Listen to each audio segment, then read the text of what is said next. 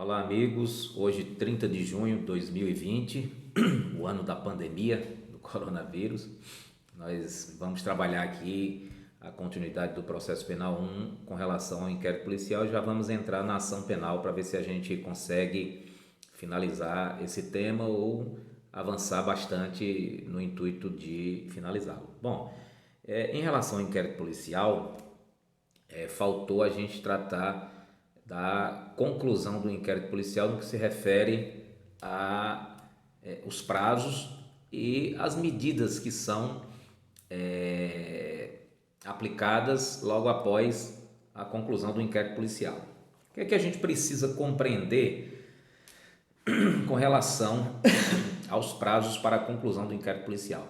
Primeiro, é importante a gente fazer a leitura do artigo 10 do Código de Processo Penal para que a gente compreenda uma diferença que existe em relação ao prazo impróprio e ao prazo próprio, matéria que a gente vai analisar quando do estudo dos atos processuais, mas apenas para tentar circunstanciar o estudo dos prazos no processo penal. Mais do que isso, também é importante a gente saber o que o Código de Processo Penal considera prazo material e o que o Código de Processo Penal considera prazo processual. Essas diferenças são importantes para a gente compreender a dinâmica de determinados fenômenos e de determinados institutos do processo penal. Bom, o que é que diz então o artigo 10 do Código de Processo Penal? Vamos aqui fazer a leitura para que a gente possa compreender melhor como se dá a conclusão do inquérito policial no que se refere aos prazos processuais. Diz aqui o artigo 10: o inquérito deve terminar no prazo de 10 dias se o indiciado tiver sido preso em flagrante ou estiver preso preventivamente, contado o prazo, nesta hipótese, a partir do dia em que se executar a ordem de prisão, ou no prazo de 30 dias, quando estiver solto, mediante fiança ou sem ela. Em seguida, nós temos o parágrafo 1º, onde esse parágrafo 1º diz: a autoridade policial fará minucioso relatório do que tiver sido apurado e enviará os autos ao juiz competente. Bom, o que é que a gente precisa compreender em relação aos prazos para a conclusão do inquérito policial e quais são as suas respectivas consequências? Bom, eu já sei que o artigo 10 do Código de Processo Penal, ele me diz que, como regra, o inquérito policial deverá ser finalizado para as pessoas que estão presas, seja preventivamente, seja em flagrante, no prazo de 10 dias. Nós vamos ter particularidades, como, por exemplo, o inquérito onde se apura crime da competência da Justiça Federal. Nós vamos ter outras exceções, o inquérito onde se apura o tráfico de drogas, a Lei 11.343 de 2006, onde a gente verifica lá no artigo 51 que há uma diferença de tratamento na questão prazal. Mas nesse momento, o que vai orientar o nosso estudo é a regra geral. E a regra geral nos diz que, em se tratando de investigado preso, o prazo para a conclusão do inquérito policial é de 10 dias. Caso esteja o investigado em liberdade, o prazo para a conclusão do inquérito policial passa a ser de 30 dias, podendo, nessa segunda hipótese, haver prorrogação do prazo para a conclusão do inquérito policial. Também é importante chamar a atenção para a previsão do artigo 3º, que foi introduzido pelo pacote anticrime, embora, volto a dizer, esteja a sua aplicação suspensa por decisão liminar do Supremo Tribunal Federal, o ministro Luiz Fux, mas a previsão aqui no artigo 3º B de bola, que caberá ao juiz de garantias Se o investigado estiver preso, caberá ao juiz de garantias, mediante representação da autoridade policial e ouvido o Ministério Público, prorrogar uma única vez a duração do inquérito por até 15 dias, após o que, se ainda assim a investigação não for concluída, a prisão será imediatamente relaxada. O que é que isso significa? Que o artigo 3º do pacote anticrime, na verdade o artigo 3º-B do Código de Processo Penal, que foi introduzido pelo pacote anticrime, em que pese esteja a sua aplicabilidade, a sua vigência suspensa pelo Supremo Tribunal Federal, ele prevê que haverá a possibilidade de prorrogação uma única vez por 15 dias a pedido do Ministério Público, e caso não se conclua nesse prazo prorrogado, deverá a prisão do investigado preso ser relaxada imediatamente. Enquanto o Supremo não se manifesta sobre a constitucionalidade ou não desse e de outros dispositivos, o que nos cabe é continuar aplicando o que não tem divergência, que é o artigo 10 do Código de Processo Penal, que afirma textualmente ser de 10 dias o prazo para a conclusão do inquérito policial quando se tratar de investigado preso, em flagrante ou preventivamente, e, na hipótese do investigado solto, a prorrogação poderá ser depois dos 30 dias, que é a previsão legal para a conclusão do inquérito policial. Bom, lembrem que agora há pouco eu disse a vocês que a gente precisaria compreender a diferença entre prazo material e prazo processual, e que também a gente deveria compreender inicialmente a diferença entre prazo próprio e prazo impróprio, embora a gente vá aprofundar esse estudo quando nós estivermos estudando lá o processo penal 2 ou processo penal 3, no capítulo que trata dos atos processuais. Vejam, o prazo próprio é aquele previsto em lei, e uma vez descumprido o limite prazal, o limite legal, decorre dessa inobservância uma punição. Ou seja, se eu digo que há previsão na lei de que é possível a prorrogação da prisão para o investigado preso, seja preventivamente, seja em flagrante, a consequência prevista na lei é o imediato relaxamento da prisão quando essa prorrogação não for suficiente para a conclusão do inquérito policial. Portanto, eu estarei diante de um prazo próprio em função da consequente punição que decorre do não cumprimento ou da não observância daquele prazo previsto em lei. Portanto, se eu estiver diante de um preso preventivamente ou em flagrante e o não cumprimento do prazo previsto na lei, a consequência é o imediato relaxamento, e aí eu estou falando do prazo próprio, porque decorre uma consequência do não cumprimento, da não observância dessa previsão legal. De outro lado, se não há na lei uma punição ou uma consequência para o não cumprimento daquele prazo previsto, aí a gente fala no prazo impróprio, porque não há especificamente na legislação consequência para a não observância daquele prazo. Exemplo, no caso do indiciado solto, nós teremos a possibilidade de prorrogação tantas quantas vezes sejam necessárias para a investigação mediante controle judicial. Decorre que, se não for concluído o inquérito policial no prazo determinado pela Justiça para a conclusão, mediante várias prorrogações, não há previsão na lei de que haverá consequência pelo não cumprimento daquele prazo em se tratando de investigado solto. Portanto, nós estaremos diante de um prazo impróprio, porque não decorre consequência processual do seu não cumprimento ou da sua não observância. Basicamente, a diferença entre o prazo próprio e o prazo impróprio é a decorrência de uma consequência processual para a distinção entre um e outro. No prazo próprio, o não cumprimento do prazo tem uma decorrência, tem uma punição, tem uma consequência. E no caso do prazo impróprio, o não cumprimento não traz a consequência pelo descumprimento, pela inobservância do prazo.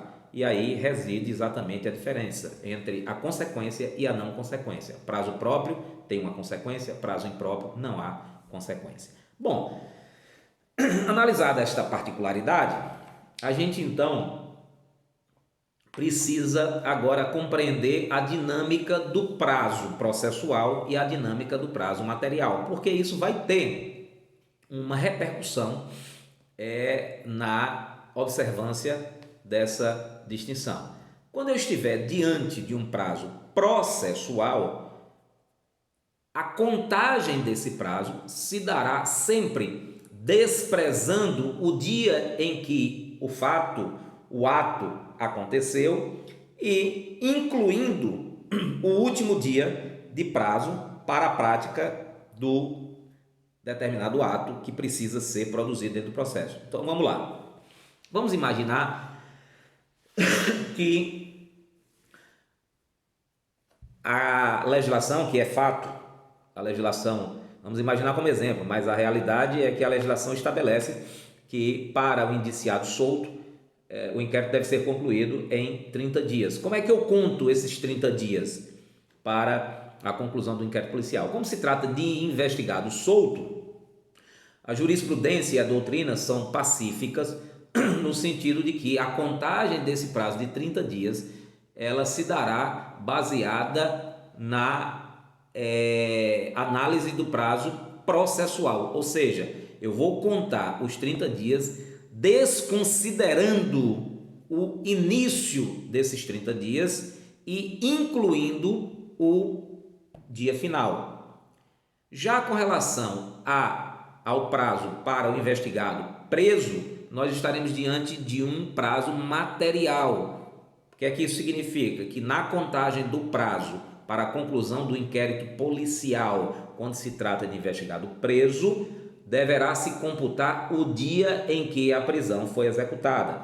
Portanto, se o indivíduo foi preso no dia 10 de um determinado mês à noite, esse dia, essa fração de tempo, essas horas que ainda restam, elas serão computadas como dia da prisão e, portanto, faltam 9 dias para completar os 10 dias previstos para a conclusão do inquérito policial quando se trata de investigado preso.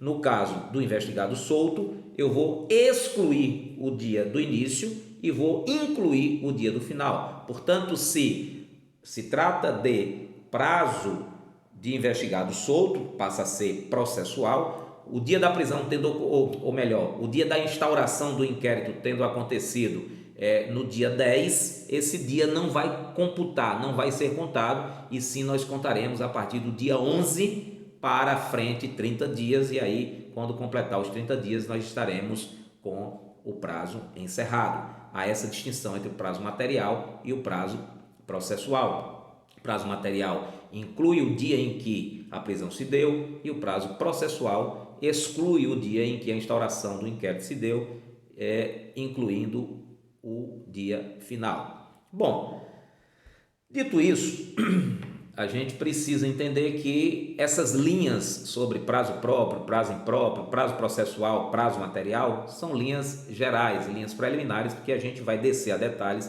quando nós formos estudar os atos processuais. Sei então que, para a conclusão do inquérito policial, em se tratando de investigado preso, preventivamente ou mediante prisão em flagrante, eu tenho que ter concluído o inquérito em 30 dias. Em 10 dias. E quando se trata de investigado solto, em 30 dias, podendo haver prorrogação desse prazo mediante a autorização judicial. Mas eu disse a vocês que existem algumas exceções no sistema jurídico que fogem dessa regra geral. E aí eu poderia citar os crimes de competência da Justiça Federal, que prevê 15 dias para a conclusão do inquérito policial quando o indiciado estiver preso, prorrogável por mais 15 dias, e 30 dias se o indiciado estiver solto. Então, os crimes de competência da Justiça Federal estabelece, a legislação federal estabelece que são 15 dias para a conclusão do inquérito policial quando se tratar de indiciado preso, podendo haver uma prorrogação de 15 dias, e quando se tratar de indiciado solto, 30 dias para a conclusão do inquérito policial. Temos ainda a situação prevista no artigo 51 da Lei de Tráfico de Drogas, ou Lei de Entorpecentes, que prevê 30 dias para indiciado preso e 90 dias para o indiciado solto. Ou seja, nos casos dos crimes previstos na Lei 11.343 de 2006, que é a Lei de Drogas, nós teremos 30 dias para a conclusão do inquérito policial em se tratando de indiciado preso, seja em flagrante, seja preventivamente, e 90 dias para a conclusão do inquérito policial em se tratando de indiciado solto. Lembrando que esta lei, ela estabelece a possibilidade da duplicação dos prazos. Caso haja necessidade, é possível que, mediante controle judicial, se faça a duplicação, se dobre esses prazos de 30 para 60 e de 90 para 180. E ainda temos os crimes que são apurados através da lei de crimes contra a economia popular, onde nós temos a previsão de que, tanto para o indiciado preso como para o indiciado solto, o inquérito policial nos crimes contra a economia popular deverá o inquérito policial nesses crimes contra a economia popular ser finalizado em 10 dias, independentemente de se tratar de indiciado preso ou indiciado solto. E aí a gente tem uma ideia de como essas questões funcionam no que se refere aos prazos. Lembrando que o artigo 3º-B estabelece a possibilidade, na regra geral, de se prorrogar por 15 dias, uma única vez, a conclusão do inquérito policial. Mas é importante que se diga mais uma vez que este dispositivo, além de outros, está com a sua vigência suspensa por uma medida liminar deferida pelo Supremo Tribunal Federal, ainda que monocraticamente pelo ministro Luiz Fux. Bom, além dessa questão da conclusão do inquérito policial, nós temos que analisar um outro aspecto que também foi introduzido, na verdade foi alterado pela lei do pacote anticrime, que foi a lei 13.964 de 2019, dezembro de 2019. Essa lei, ela promoveu algumas alterações no Código Penal e no Código de Processo Penal. O que nos interessa aqui é o Código de Processo Penal, então vamos analisar o que é que diz aqui o artigo 28 do Código de Processo Penal, que trata do arquivamento do inquérito. Nós falamos da conclusão do inquérito e agora nós vamos falar do arquivamento do inquérito policial, que não pode ser determinado pelo delegado de polícia. É bom que se frise. O delegado de polícia não pode determinar arquivamento de inquérito policial. E como é que funciona essa dinâmica? Por que é que eu estou dizendo isso? Porque quando o inquérito policial ele é concluído, ele é encaminhado ao juiz, é o que diz a lei, embora a gente saiba que por atos administrativos em vários estados o inquérito policial está sendo encaminhado direto para o Ministério Público, que seria o seu destinatário imediato. O juiz seria o seu destinatário imediato. A legislação prevê que deve se encaminhar ao juiz. No entanto, por atos administrativos, por compreenderem que o Ministério Público é o destinatário imediato do inquérito policial, tem se criado centrais de inquéritos nas promotorias, dentro da estrutura do Ministério Público, e as autoridades policiais encaminham diretamente ao Ministério Público, embora o Código de Processo Penal diga que tem que ser remetido ao juiz, mas se entende que o Ministério Público, como destinatário imediato, deverá receber antes do juiz. Bom, Nós até já tratamos disso em outra aula. Como é que funciona, então, quando há a conclusão do inquérito policial? Esse inquérito é encaminhado ao Ministério Público e o Ministério Público vai verificar se esse inquérito policial ele está suficientemente instruído para se fazer a denúncia. Se ele está suficientemente instruído, o Ministério Público então vai lá e oferece a denúncia. Se o Ministério Público ainda tem dúvida com relação à prova que foi produzida no inquérito, ele então vai lá e requer que o inquérito retorne à delegacia para que novas diligências sejam realizadas. E ele indica quais são as diligências que ele deseja para formar sua opinião sobre aquele fato. Também o Ministério Público pode suscitar o conflito de atribuição, pode entender que não é atribuição dele Ministério Público Estadual e sim Ministério Público Federal, e então solicitar que seja remetido ao Ministério Público Federal. E ainda o Ministério Público poderá requerer o arquivamento do inquérito policial. É somente quem pode requerer o arquivamento do inquérito policial, somente o Ministério Público, delegado de polícia jamais. O que é que diz então o artigo 28? Diz ele: ordenado o